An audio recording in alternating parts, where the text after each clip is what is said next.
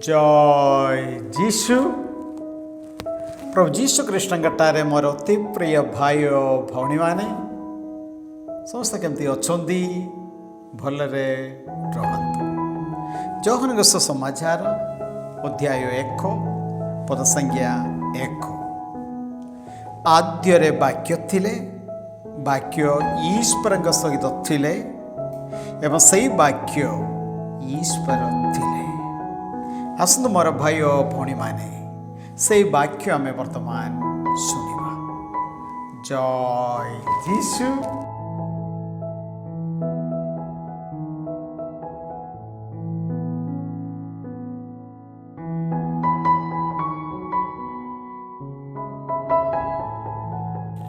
उत्पत्ति ग्रंथ अध्याय 17 पद 1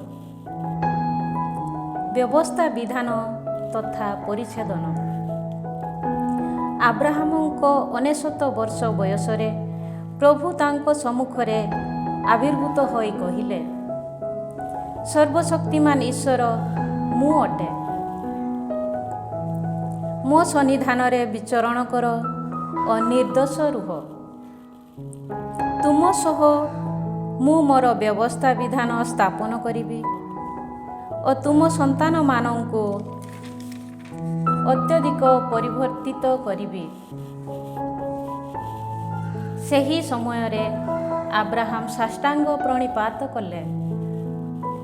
ईश्वर पुनराय तांको कहिले, देख तुम सह मोर व्यवस्था विधान मु स्थापन करुअछि। तुमे बहु जातिर पिता हेबो। तुमे आउ केबे हैं आब्राहाम नामरे परिचित हेबो नाही, बरं तुमे आब्राहाम नामरे अभिहित हेबो, कारण मु तुमको बहु जातिर पिता करिअछि। मु तुमको बहु परिवर्धित कराइबि।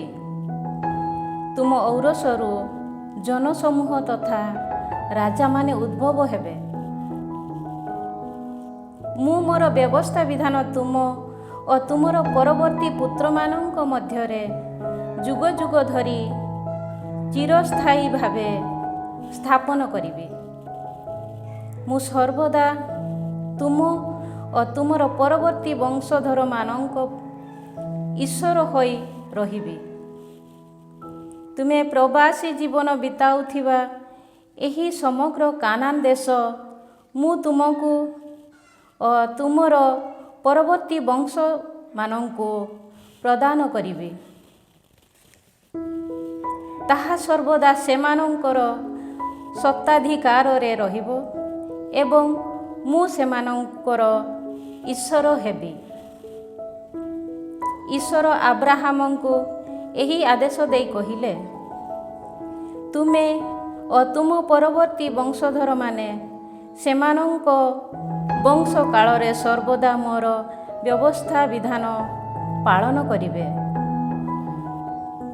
तुम और तुमर परवर्ती वंशधर वर्ग पालन करिबाकु थिबा मोर व्यवस्था विधान एहा जे, तुम मध्यरु प्रत्येक पुरुष व्यक्तिगण परिच्छेदित हेबे। तुमे माने निज लिंगाग्र चर्म छेदन करिबो। मोर और तुम मध्यरे संस्थापित व्यवस्था विधानर एक चिन्ह स्वरूप ताहा रहिबो। तुम मध्यरु प्रत्येक पुरुष संतान जन्मर 8म दिवसरे परिच्छेदित हेबे।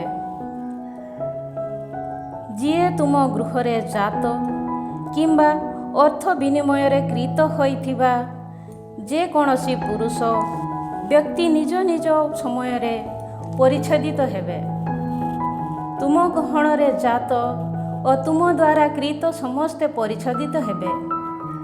एही भली मोर व्यवस्था विधान तुम मानक शरीर रे एक शाश्वत व्यवस्था रूपरे रहिबो। निज लिंगाग्र चर्मरे परिच्छेदन प्राप्त होई नथिबा प्रत्येक परिच्छेदित पुरुष आपणा लोकमानंकु समाज मध्यरु ବହିଷ୍କୃତ କରାଇବା ହେବେ, କାରଣ ସେ ମୋର ବ୍ୟବସ୍ଥା ବିଧାନ ଲଙ୍ଘନ କରିଅଛି। ଈଶ୍ୱର ଆବ୍ରାହାମଙ୍କୁ କହିଲେ, ତୁମ ପତ୍ନୀ ସାରାଙ୍କୁ ବର୍ତ୍ତମାନ ଠାରୁ ସାରାଇ ନାମରେ ଅଭିହିତ କର ନାହିଁ, ବରଂ ସେ ସାରା ନାମରେ ଅଭିହିତ ହେବ। ମୁଁ ତାକୁ ଆଶୀର୍ବାଦ କରିବି ଓ ଅଧିକନ୍ତୁ ତା ଜରିଆରେ ମୁଁ ତୁମକୁ ଗୋଟିଏ ପୁତ୍ର ପ୍ରଦାନ କରିବି। ମୁଁ ତାକୁ ଆଶୀର୍ବାଦ କରିବି, ସେ ବହୁ ଜନତାର ମାତା ସ୍ୱରୂପ ବିଦିତ ହେବ ଓ ତାଠାରୁ ଜନତା ସମୂହ ତଥା ରାଜାଗଣ ଉଦ୍ଭବ ହେବେ। ସେ ସମୟରେ ଆବ୍ରାହାମ ପ୍ରଭୁଙ୍କ ସନ୍ନିଧାନରେ ସାଷ୍ଟାଙ୍ଗ ପ୍ରଣିପାତ ହୋଇ ହାସ୍ୟ କଲେ ଓ ସ୍ୱଗତୋକ୍ତି କଲେ, 100 ବର୍ଷ ବୟସ ଜଣେ ବ୍ୟକ୍ତିଙ୍କ ଠାରୁ ଗୋଟିଏ ପୁତ୍ର କ'ଣ ଜାତ ହୋଇପାରିବ? 90 ବର୍ଷ ବୟସ୍କା ସାରା କ'ଣ ଆଉ ସନ୍ତାନ ପ୍ରସବ କରିପାରେ? ଆବ୍ରାହାମ ଈଶ୍ୱରଙ୍କୁ କହିଲେ, ଇସମାଏଲ ତୁମ ସନ୍ନିଧାନରେ ଜୀବିତ ରହୁ। କିନ୍ତୁ ଈଶ୍ୱର କହିଲେ, ନା, ତୁମ ପତ୍ନୀ ସାରା ତୁମ ପାଇଁ ଗୋଟିଏ ପୁତ୍ର ସନ୍ତାନ ପ୍ରସବ କରିବ ଓ ତୁମେ ତାକୁ ଇସାହାକ ନାମରେ ନାମିତ କରିବ। ତାର ତଥା ତା ପରବର୍ତ୍ତୀ ବଂଶଧରମାନଙ୍କ ସହ ମୁଁ ଏକ ଶାଶ୍ୱତ ବ୍ୟବସ୍ଥା ବିଧାନ ସ୍ଥାପନ କରିବି। ଇସମାଏଲଙ୍କ ପ୍ରତି ତୁମର ପ୍ରାର୍ଥନା ମଧ୍ୟ ମୋର କର୍ଣ୍ଣଗୋଚର ହୋଇଅଛି। ମୁଁ ତାକୁ ଆଶୀର୍ବାଦ କରିବି ଓ ମୁଁ ତାକୁ ଫଳବନ୍ତ କରାଇ ତାର ସନ୍ତାନମାନଙ୍କୁ ସଂଖ୍ୟାଧିକ ଭାବରେ ପରିବର୍ଦ୍ଧିତ କରିବି। ସେ 12 ରାଜାମାନଙ୍କ ପିତା ହେବ ଓ ତାଠାରୁ ମୁଁ ଏକ ବିରାଟ ଜାତିକୁ ଉଦ୍ଭବ କରିବି। କିନ୍ତୁ ଆଗାମୀ ବର୍ଷର ଠିକ୍ ଏହି ସମୟରେ ସାରା ଯେଉଁ ପୁତ୍ରଙ୍କୁ ଜନ୍ମ ଦେବ, ସେହି ଇସାହାକ ସହ ମୁଁ ମୋର ବ୍ୟବସ୍ଥା ବିଧାନ ସ୍ଥାପନ କରିବି।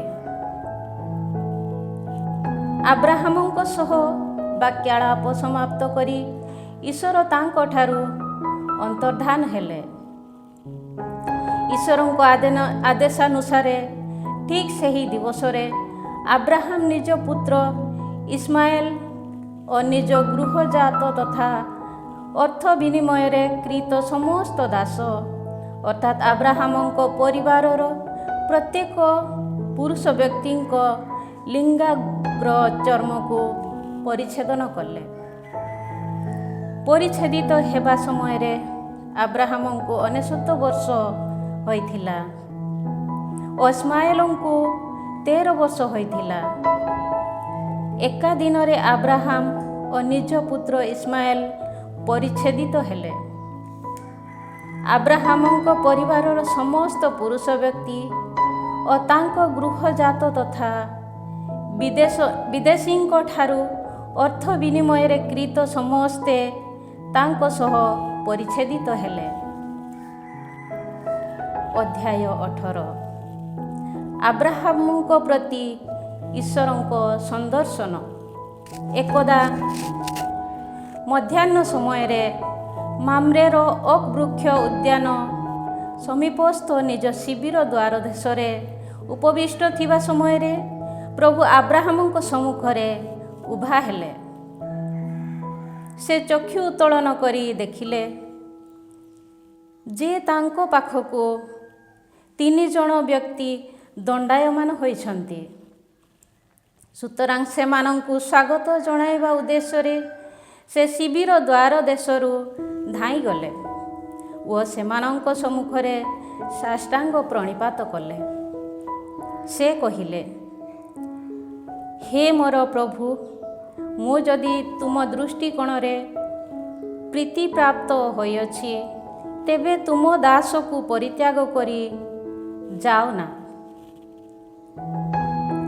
ମୁଁ ଅଳ୍ପ ଜଳ ଆଣେ ଓ ତୁମ ପାଦକୁ ଧୌତ କରିଦିଏ। ତାପରେ ବୃକ୍ଷ ମୂଳରେ ବିଶ୍ରାମ ନେବ। ତୁମେ ଏଠାକୁ ଆସିଥିବା ଯୋଗୁଁ ମୁଁ ଅଳ୍ପ ରୁଟି ଆଣି ଦେବି ଓ ଏହିଠାରୁ ପ୍ରସ୍ଥାନ କରିବା ପୂର୍ବରୁ ତୁମେ ଆପ୍ୟାୟିତ ହେବ। ତହୁଁ ସେମାନେ କହିଲେ, ତୁମ କଥାନୁଯାୟୀ ତୁମେ କାର୍ଯ୍ୟ କର। ଆବ୍ରାହାମ ସହସା ଶିବିର ମଧ୍ୟକୁ ଯାଇ ସାରାକୁ କହିଲେ, 3 ମାଣ ଉତ୍ତମ ମଇଦା ନେଇ ଦଳାଦଳି କରି ପିଷ୍ଟକ ପ୍ରସ୍ତୁତ କର। ତତ୍ପରେ ଆବ୍ରାହାମ ଗୋପୋଲ ପାଖକୁ ଦୌଡ଼ି ଯାଇ ଗୋଟିଏ ହୃଷ୍ଟପୃଷ୍ଟ କୋମଳ ଗୋବତ୍ସକୁ ନେଇ ଜଣେ ଭୃତ୍ୟୁକୁ ଦେଲେ। ସେ ତାହା ପ୍ରସ୍ତୁତ କରିବାକୁ ସତର ହେଲା। ଅନନ୍ତର ଦହି, ଦୁଧ ତଥା ପ୍ରସ୍ତୁତ ହୋଇଥିବା ଗୋବତ୍ସକୁ ନେଇ ଆବ୍ରାହାମ ସେ ସବୁ ସେମାନଙ୍କ ସମ୍ମୁଖରେ ପରିବେଷଣ କଲେ। ସେମାନେ ଭକ୍ଷଣ କରିବା ସମୟରେ ସେ ବୃକ୍ଷ ମୂଳରେ ଦଣ୍ଡାୟମାନ ଥିଲେ। ସେମାନେ ତାଙ୍କୁ ପଚାରିଲେ, ତୁମ ପତ୍ନୀ ସାରା କାହିଁ? ସେ ଶିବିର ମଧ୍ୟରେ ଅଛନ୍ତି ବୋଲି ସେ ଉତ୍ତର ଦେଲେ। ପ୍ରଭୁ କହିଲେ,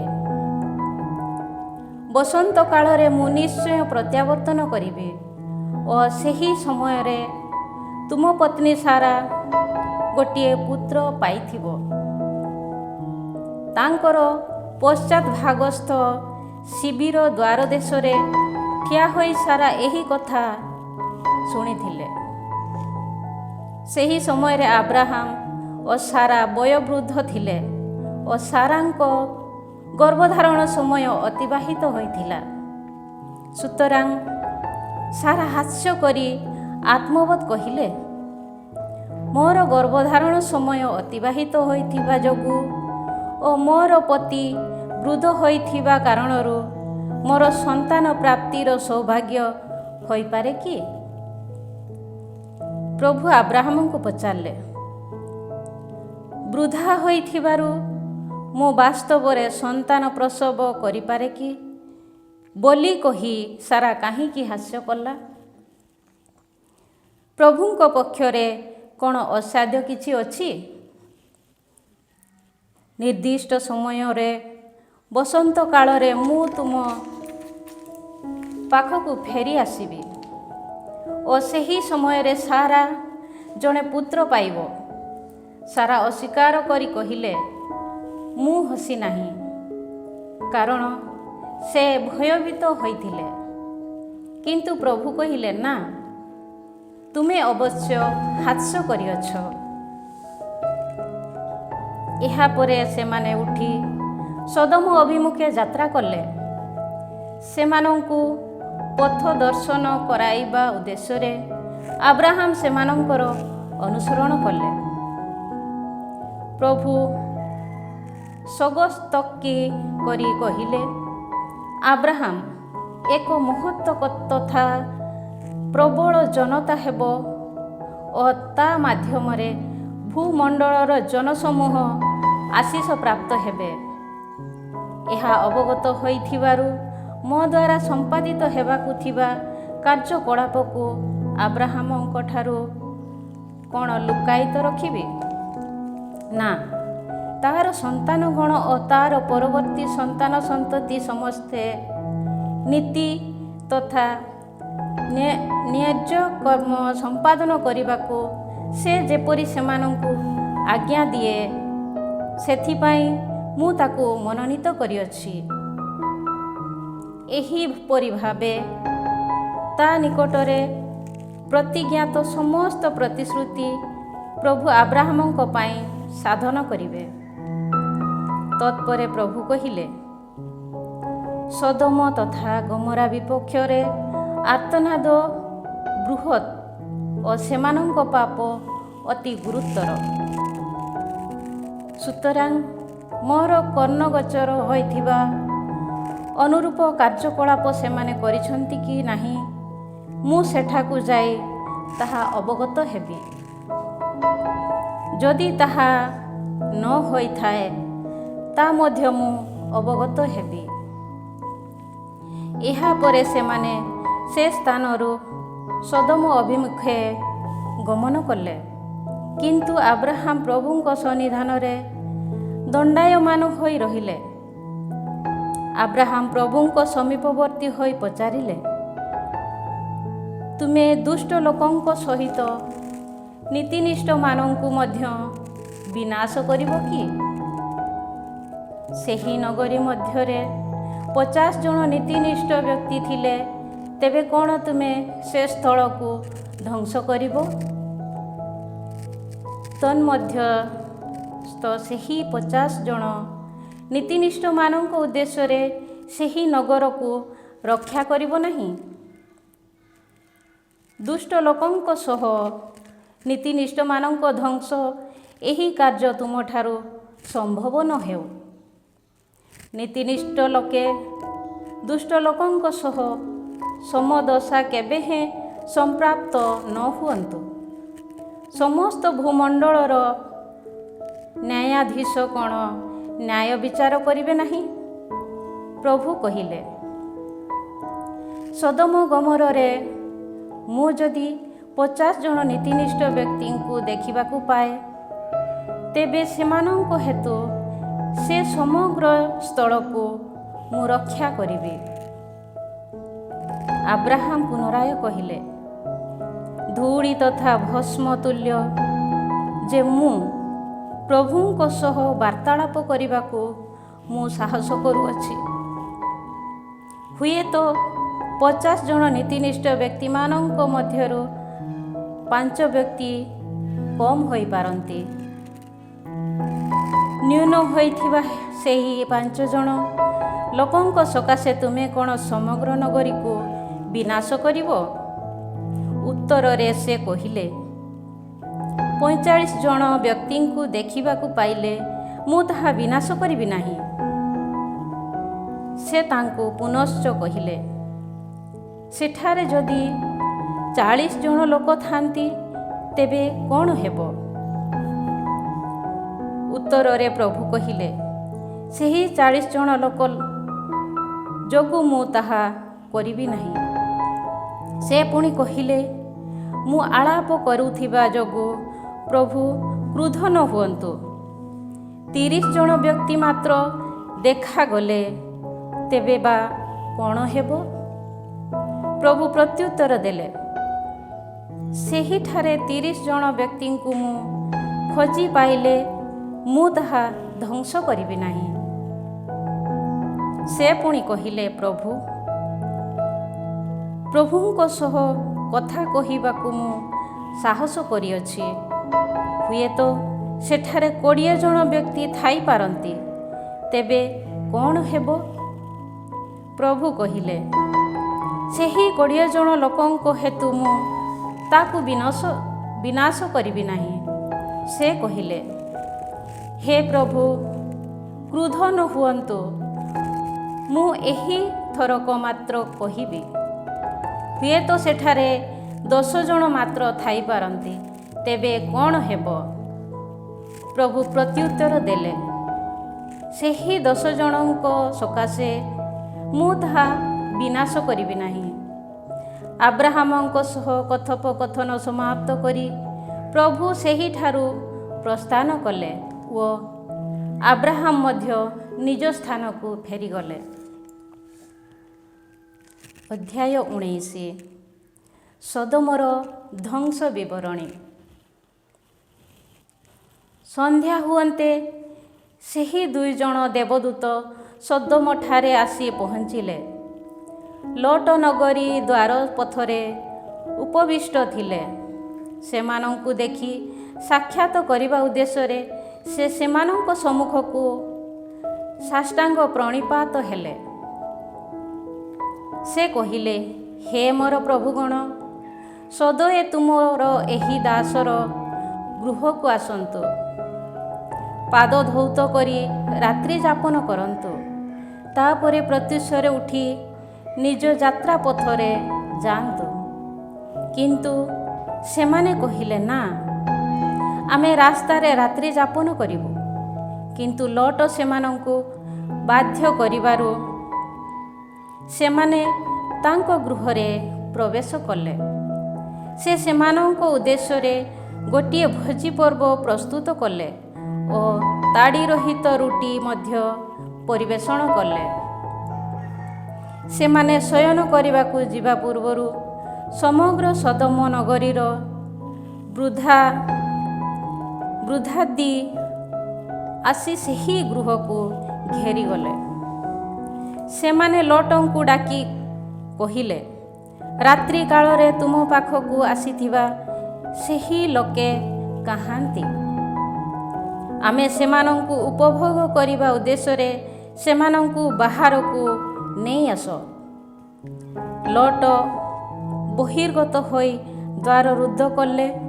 ପରେ ସେମାନଙ୍କୁ କହିଲେ, ହେ ମୋର ଭ୍ରାତାମାନେ, ଏପରି ଅଶ୍ଳୀଳ କର୍ମ କର ନାହିଁ। ମୁଁ ତୁମମାନଙ୍କୁ ବିନତି କରେ, ପୁରୁଷ ସଂସ୍ପର୍ଶରେ ଆସିନଥିବା ମୋର 2 ଜଣ କନ୍ୟା ଅଛନ୍ତି, ସେମାନଙ୍କୁ ତୁମ ନିକଟକୁ ଆଣିବେ। ତୁମ ଇଚ୍ଛାନୁଯାୟୀ ସେମାନଙ୍କ ସହ ବ୍ୟବହାର କର, କିନ୍ତୁ ସେହି ଲୋକଙ୍କ ବିରୁଦ୍ଧରେ କିଛି କର ନା, କାରଣ ସେମାନେ ଅତିଥି ମୋ ଛାତ ତଳେ ଆଶ୍ରୟ ନେଇଛନ୍ତି। କିନ୍ତୁ ସେମାନେ ଚିତ୍କାର କରି କହିଲେ, ହଟିଯାଅ। ଆହା, ପ୍ରବାସୀ ରୂପେ ଆସିଥିବା ଏହି ଲୋକଟି ବର୍ତ୍ତମାନ ବିଚାରପତି ହେବ। ସେମାନଙ୍କ ପରିବର୍ତ୍ତେ ତୋ ପ୍ରତି ଆମେ ଅଶ୍ଳୀଳ ବ୍ୟବହାର କରିବୁ। ଅନନ୍ତର ସେମାନେ ଲଟଙ୍କୁ ବଳାତ୍କାର ପୂର୍ବକ ଅପସାରଣ କରି ଦ୍ୱାର ଭାଙ୍ଗି ଦେବା ପାଇଁ ଉଦ୍ୟତ ହେଲେ। କିନ୍ତୁ ଲଟଙ୍କ ସେହି 2 ଅତିଥିମାନେ ହସ୍ତ ବଢ଼ାଇ ତାଙ୍କୁ ଗୃହ ଭିତରକୁ ଟାଣି ଆଣିଲା ପରେ ଦ୍ୱାର ରୁଦ୍ଧ କଲେ। ତତ୍ପରେ ଗୃହ ଦ୍ୱାର ଦେଶରେ ଦଣ୍ଡାୟମାନ ଥିବା ସମସ୍ତଙ୍କ ଦୃଷ୍ଟି ଶକ୍ତି ସେମାନେ ହରଣ କଲେ। ତେଣୁ ସେମାନେ ଦ୍ୱାର ଖୋଜି ପାଇବା ଆଶାରେ ଦରାଣ୍ଡି କ୍ଳାନ୍ତ ହେଲେ। ସେହି 2 ଲୋକ ଲଟଙ୍କୁ କହିଲେ, ଏହିମାନଙ୍କ ବ୍ୟତୀତ ତୁମର ଅନ୍ୟ କେହି ଅଛନ୍ତି କି? ଜ୍ୱାଇଁ, ପୁତ୍ର, କନ୍ୟା କିମ୍ବା ଅନ୍ୟ କେହି ଏହି ନଗରୀରେ ଯଦି ଥାନ୍ତି, ତେବେ ସେମାନଙ୍କୁ ତତ୍କ୍ଷଣାତ୍ ବାହାରକୁ ନେଇଯାଅ। ଆମେ ଏହି ସ୍ଥଳକୁ ଧ୍ୱଂସ କରିବାକୁ ଯାଉଛୁ, କାରଣ ଏଠାକାର ଲୋକମାନଙ୍କ ବିପକ୍ଷରେ ଆର୍ତ୍ତନାଦ ପ୍ରଭୁଙ୍କ ସନ୍ନିଧାନରେ ପହଞ୍ଚି ଯାଇଛି ଓ ନଗରୀକୁ ଧ୍ୱଂସ କରିବା ପାଇଁ ପ୍ରଭୁ ଆମକୁ ପ୍ରେରଣ କରିଛନ୍ତି। ସୁତରାଂ ଲଟ ନିଜ ଭାବୀ ଜ୍ୱାଇଁମାନଙ୍କ ପାଖକୁ ଯାଇ କହିଲେ, ଉଠ, ସହସା ଏହି ସ୍ଥାନ ପରିତ୍ୟାଗ କରି ଚାଲିଯାଅ, କାରଣ ପ୍ରଭୁ ଏହି ନଗରୀକୁ ବିନଷ୍ଟ କରିବା ପାଇଁ ଉଦ୍ୟତ। ମାତ୍ର ଜ୍ୱାଇଁମାନେ ତାଙ୍କୁ ପରିହାସ ତୁଲ୍ୟ ଗ୍ରହଣ କଲେ। ପ୍ରଭାତ ହେବା ପରେ ଦେବଦୂତମାନେ ଲଟଙ୍କୁ ଜୋର ଦେଇ କହିଲେ, ଉଠ, ତୁମ ପତ୍ନୀ ଓ ଏଠାକାର 2 କନ୍ୟାଙ୍କୁ ସଙ୍ଗରେ ନେଇ ଶୀଘ୍ର ବହିର୍ଗତ ହୁଅ, ଅନ୍ୟଥା ତୁମେମାନେ ମଧ୍ୟ ନଗରୀ ସହ ଧ୍ୱଂସ ପ୍ରାପ୍ତ ହେବ। କିନ୍ତୁ ସ୍ୱୟଂକାଳକୁ ହୋଇ ରହିଲେ। ପ୍ରଭୁ ତାଙ୍କ ପ୍ରତି ସଦୟ ହୋଇଥିବା ଯୋଗୁଁ ଦେବଦୂତ ଦ୍ୱୟ ତାଙ୍କ ଏବଂ ତାଙ୍କ ପତ୍ନୀ ଓ 2 ଜଣ କନ୍ୟାମାନଙ୍କ ହସ୍ତ ଧରି ସେମାନଙ୍କୁ ନଗରୀ ବାହାରକୁ ଘେନିଗଲେ। ସେମାନେ ନଗରୀର ବହିର୍ଗତ ହେଲା ପରେ ଜନୈକ ଦେବଦୂତ କହିଲେ, ତୁମେମାନେ ଯଦି ଜୀବିତ ରହିବା ପାଇଁ ଇଚ୍ଛା କର, ତାହେଲେ ପଳାୟନ କର। ପଛକୁ ଚାହିଁ କିମ୍ବା ଏହି ଉପତ୍ୟକାର କୌଣସି ସ୍ଥାନରେ ଅପେକ୍ଷାରତ ହୁଅ ନାହିଁ। ଦଗ୍ଧୀଭୂତ ହୋଇ ମୃତ୍ୟୁ କବଳିତ ନ ହେବା ପାଇଁ ପାହାଡ଼ ଅଞ୍ଚଳକୁ ପଳାୟନ କର। ଲଟ କହିଲେ, ହେ ମୋର ପ୍ରଭୁ, ସେପରି କୁହ ନା, ତୁମର ଏହି ଦାସ ତୁମ ସମ୍ପ୍ରୀତି ପ୍ରାପ୍ତ ହୋଇଅଛି। ମୋର ଜୀବନକୁ ରକ୍ଷା କରି ତୁମେମାନେ ମୋ ପ୍ରତି ଅସୀମ ବଦାନ୍ୟତା ପ୍ରଦର୍ଶନ କରିଅଛ। ହୁଏତ ବିପଦ କବଳିତ ହୋଇ ମୃତ୍ୟୁବରଣ କରିବା ପୂର୍ବରୁ ମୁଁ ଏତେ ଶୀଘ୍ର ପାହାଡ଼ ତଳକୁ ପଳାୟନ କରିନପାରେ।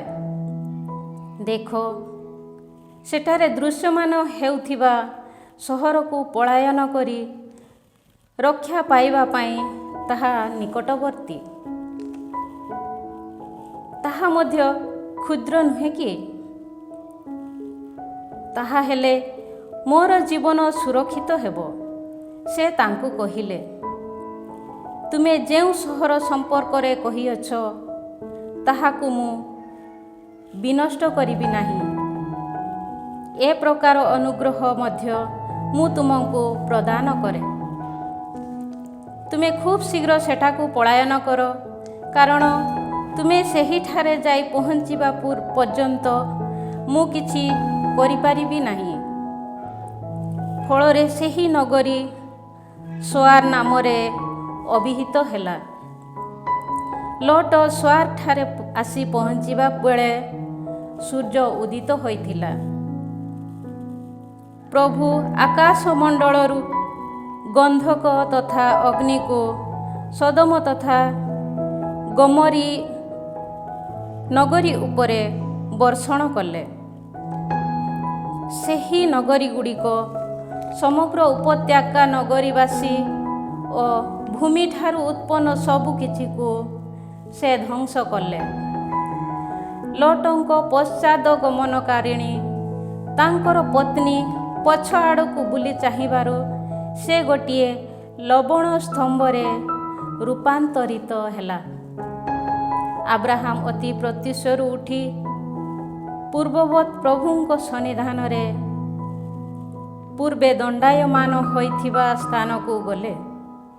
ସୋଦୋମ ଗମୋରା ତଥା ସେହି ଉପତ୍ୟକାର ସମସ୍ତ ଭୂମିରେ ଅଗ୍ନିକୁଣ୍ଡରୁ ଉଠୁଥିବା ଧୂମ ଭଳି ସେହି ବୃକ୍ଷରୁ ଧୂମ ଉଠୁଥିବା ସେ ଦେଖିବାକୁ ପାଇଲେ। ଏପରି ଭାବରେ ଉପତ୍ୟକାର ନଗରୀ ସମୂହକୁ ବିନାଶ କଲା ସମୟରେ ଈଶ୍ୱର ଆବ୍ରାହାମଙ୍କୁ ସ୍ମରଣ କଲେ ଓ ଲୋଟ ବସବାସ କରିଥିବା ନଗରୀ ସମୂହକୁ ବିନଷ୍ଟ କଲାବେଳେ ତାଙ୍କୁ ସେଥିରୁ ରକ୍ଷା କଲେ। ସୋଆରଠାରେ ବସବାସ ପାଇଁ ଲୋଟ ଭୟଭୀତ ହେବା ଯୋଗୁଁ ସେ ସୋଆରଠାରୁ ବାହାରି ଯାଇ ନିଜର 2 ଜଣ କନ୍ୟାଙ୍କ ସହ ପାହାଡ଼ ଉପରକୁ ଆରୋହଣ କଲେ ଓ ସେଠାରେ ଗୋଟିଏ ଗୁମ୍ଫାରେ ବାସ କଲେ। ଜ୍ୟେଷ୍ଠ କନ୍ୟା କନିଷ୍ଠାକୁ କହିଲା, ଆମମାନଙ୍କ ପିତା ବୃଦ୍ଧ ହୋଇଛନ୍ତି ଓ ସାଂସାରିକ ରୀତି ଅନୁସାରେ ଆମ ସଙ୍ଗରେ ସହବାସ କରିବା ପାଇଁ ଭୂପୃଷ୍ଠରେ କୌଣସି ପୁରୁଷ ନାହିଁ। ସୁତରାଂ ଆମ ପିତାଙ୍କୁ ଦ୍ରାକ୍ଷାରସ ପାନ କରାଇ ଆମ ପିତାଙ୍କ ମାଧ୍ୟମରେ ସନ୍ତାନ ପରମ୍ପରାକୁ ସୁରକ୍ଷିତ କରିବା ପାଇଁ ଆମେ ତାଙ୍କ ସଙ୍ଗେ ଶୟନ କରିବା। ତହୁଁ ସେହି ରାତ୍ରିରେ ମଧ୍ୟ ସେମାନେ ତାଙ୍କୁ ଦ୍ରାକ୍ଷାରସ ପାନ କରାଇଲେ ଓ କନିଷ୍ଠା କନ୍ୟା ତାଙ୍କ ପାଖକୁ ଯାଇ ତାଙ୍କ ସଙ୍ଗରେ ଶୟନ କଲା। କିନ୍ତୁ ସେ କେଉଁ ସମୟରେ ଶୟନ କଲା ଏବଂ ଉଠିଗଲା ତାହା ଲୋଟ ଜାଣିନଥିଲେ। ଫଳରେ ଲୋଟଙ୍କର ଉଭୟ କନ୍ୟା ନିଜ ପିତାଙ୍କ ମାଧ୍ୟମରେ ଅନ୍ତଃସତ୍ତ୍ୱା ହେଲେ। ଜ୍ୟେଷ୍ଠ କନ୍ୟା ଗୋଟିଏ ପୁତ୍ର ସନ୍ତାନକୁ ପ୍ରସବ କରି ତାଙ୍କୁ ମୋଆବ ନାମରେ ଅଭିହିତ କଲା। ସେ ଅଦ୍ୟାବଧି ଅବସ୍ଥିତ ମୋଆବୀୟମାନଙ୍କୁ ପିତୃପୁରୁଷ ଅଟନ୍ତି। କନିଷ୍ଠା କନ୍ୟା ମଧ୍ୟ ଗୋଟିଏ ପୁତ୍ର ସନ୍ତାନକୁ ପ୍ରସବ କରି ତାଙ୍କୁ ବେନାମୀ ନାମରେ ନାମିତ କଲା ଓ ସେ ହେଲେ ଅଦ୍ୟାବଧି ଅବସ୍ଥିତ ଆମୋନୀୟମାନଙ୍କ ପିତୃପୁରୁଷ। ଅଧ୍ୟାୟ 20। ଆବ୍ରାହାମ ଓ ଆବିମେଲେକ। ଆବ୍ରାହାମ ସେ ସ୍ଥାନରୁ ନେଗେବ ଅଞ୍ଚଳ ବିମୁଖେ ଯାତ୍ରା କଲେ ଏବଂ କାଦେଶ ତଥା ସୁର ମଧ୍ୟବର୍ତ୍ତୀ ସ୍ଥାନ ଗେରାରଠାରେ ପ୍ରବାସ ଜୀବନ ବିତାଇଲେ। ନିଜ ପତ୍ନୀ ସାରା ସମ୍ପର୍କରେ ଆବ୍ରାହାମ କହିଲେ, ସେ ମୋର ଭଗ୍ନୀ। ତେଣୁ ଗେରାରର ରାଜା ଆବିମେଲେକ ଲୋକ ପଠାଇ ସାରାଙ୍କୁ ହରଣ କଲେ। କିନ୍ତୁ ରାତ୍ରି କାଳରେ ଈଶ୍ୱର ସ୍ୱପ୍ନରେ ଆବିର୍ଭୂତ ହୋଇ ଆବିମେଲେକଙ୍କୁ କହିଲେ, ହରଣ କରିଥିବା ସେହି ନାରୀ ହେତୁ ତୁମେ ମୃତ୍ୟୁବରଣ କରିବ, କାରଣ ସେ ଜଣେ ବ୍ୟକ୍ତିଙ୍କର ପତ୍ନୀ ଅଟନ୍ତି। କିନ୍ତୁ ଆବିମେଲେକ ତାଙ୍କୁ ଉପଭୋଗ କରିନଥିଲେ। ତେଣୁ ସେ ପଚାରିଲେ, ପ୍ରଭୁ, ନିରପରାଧ ଲୋକଙ୍କୁ ତୁମେ କ'ଣ ନିଧନ କରିବ? ସେ ମୋର ଭଗ୍ନୀ ବୋଲି ସ୍ୱୟଂ ସେ କ'ଣ ମୋତେ କହିନାହାନ୍ତି? ପୁଣି ନାରୀଟି ମଧ୍ୟ କହିଲା, ସେ ମୋର ଭ୍ରାତା। ନିର୍ମଳ ହୃଦୟ ତଥା ନିର୍ଦ୍ଦୋଷ ହସ୍ତରେ ମୁଁ ଏହା ସାଧନ କରିଅଛି। ସେ ସମୟରେ ଈଶ୍ୱର ସ୍ୱପ୍ନରେ ତାଙ୍କୁ କହିଲେ, ମୁଁ ଜାଣେ ଯେ ନିର୍ମଳ ହୃଦୟରେ ତୁମେ ଏହା କରିଅଛ। ସେଥିପାଇଁ ମୋ ବିରୁଦ୍ଧରେ ପାପ କରିବା ପାଇଁ ମୁଁ ତୁମକୁ ସୁଯୋଗ ଦେଇନାହିଁ। ଏ ହେତୁ ତାଙ୍କୁ ସ୍ପର୍ଶ କରିବା ପାଇଁ ମୁଁ ତୁମକୁ ବାରଣ କଲି। ସୁତରାଂ ସେହି ମଣିଷଙ୍କ ପତ୍ନୀଙ୍କୁ ଫେରାଇ ଦିଅ। ସେ ଜଣେ ପ୍ରବକ୍ତା, ଆଉ ସେ ତୁମ ନିମନ୍ତେ ପ୍ରାର୍ଥନା କରିବେ ଏବଂ ତୁମେ ଜୀବିତ ରହିବ। କିନ୍ତୁ ତୁମେ ଯଦି ତାଙ୍କୁ ଫେରାଇ ନ ଦିଅ, ତେବେ ଜାଣି ରଖ ଯେ ତୁମେ ଓ ତୁମର ସମସ୍ତ ଲୋକ ନିଶ୍ଚୟ ମୃତ୍ୟୁବରଣ କରିବ। ଅତି ପ୍ରତ୍ୟୁଷରେ ଆବିମେଲେକ ଶଯ୍ୟା ତ୍ୟାଗ କରି ନିଜର ସମସ୍ତ ସେବକଙ୍କୁ ଡାକି ଏ ସକଳ ବୃତ୍ତାନ୍ତ ଅବଗତ କରାଇଲେ। ସେମାନେ ତାହା ଶୁଣି ଭୟକାତର ହେଲେ।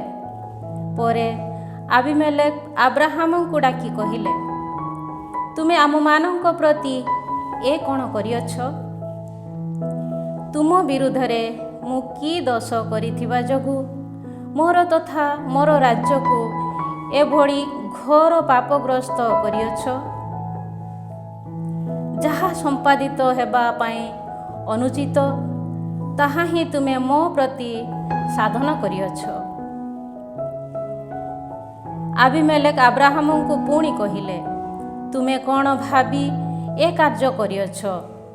ଉତ୍ତରରେ ଆବ୍ରାହାମ କହିଲେ, ଏହା ସର୍ବଦା ଈଶ୍ୱର ଭୟରହିତ ଦେଶ ଏବଂ ମୋର ପତ୍ନୀ ଯୋଗୁଁ ମୋତେ ନିଧନ କରିବେ ବୋଲି ଚିନ୍ତା କରି ମୁଁ ତାହା କରିଅଛି। ଏତଦ୍‌ବ୍ୟତୀତ ସେ ବାସ୍ତବତଃ ମୋର ଭଗ୍ନୀ, କାରଣ ସେ ମୋର ପିତାଙ୍କ କନ୍ୟା। ଯଦ୍ୟପି ମୋର ମାତାଙ୍କ କନ୍ୟା ନୁହେଁ, ସେ ମୋ ପରେ ମୋର ପତ୍ନୀ ହେଲା।